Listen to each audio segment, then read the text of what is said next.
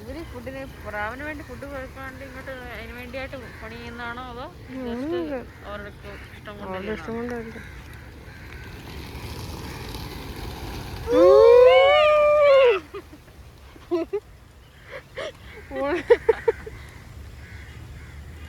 നല്ലല്ലേ സൗണ്ട് വെച്ചോണ്ടാ പറഞ്ഞത്. ആണോ?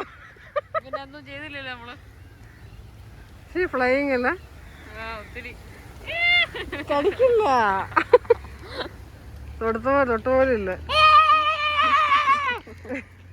വറക്കാൻ തുടങ്ങുന്നു. സൗണ്ട് വെക്കുമ്പോ വറക്കമ്പാ. ഇന്നോട് വെച്ചാ ഇന്നോട് വെക്കാം.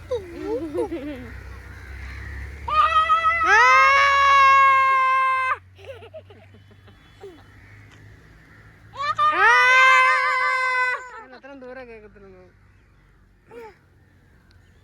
പോയിട്ട് തിരിച്ചങ്ങ് വരുവോ?